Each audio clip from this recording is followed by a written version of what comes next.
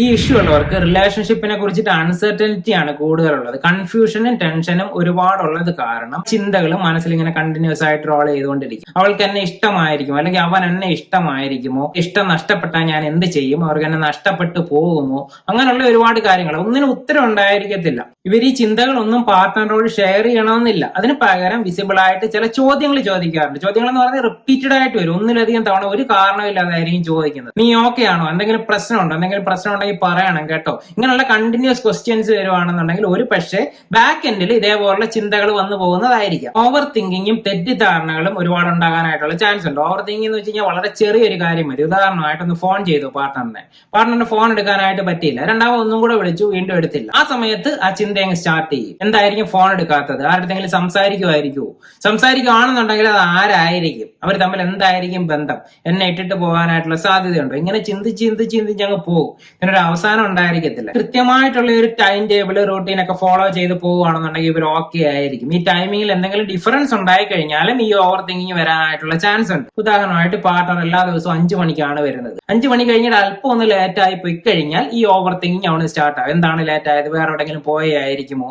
പോയതാണെങ്കിൽ ആരുടെ കൂടെ ആയിരിക്കും പോയത്, അവർ തമ്മിൽ എന്താണ് ബന്ധം, ഈ വിധത്തിൽ അങ്ങ് ചിന്തിച്ച് പോകും. ഇതൊന്നും പാർട്ണറോട് ഷെയർ ചെയ്യണമെന്ന് പോലും ഇല്ല.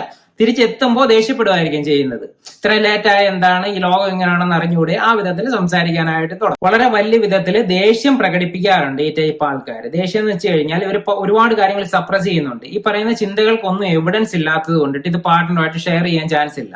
അതുകൊണ്ടിട്ട് തന്നെ ഇത് മനസ്സിൽ ഇങ്ങനെ അക്യുമുലേറ്റ് ചെയ്ത് അത് ദേഷ്യമായിട്ട് കൺവേർട്ട് ആകും. ആ ദേഷ്യം കാരണം അവർ അങ്ങോട്ടും ഇങ്ങോട്ടും വഴക്കുണ്ടാകാനും ഒക്കെ ചാൻസ് ഉണ്ട്. ഈ ആൾക്കാർ വളരെയധികം ഇമോഷണലി ഡിപ്പെൻഡന്റ് ആയിരിക്കും. അതുകൊണ്ടിട്ട് തന്നെ പാർട്ട്ണർ എല്ലാ കാര്യത്തിനും കൂടെ വേണം എന്നുള്ള ഒരു പിടിവാശിയുണ്ട്.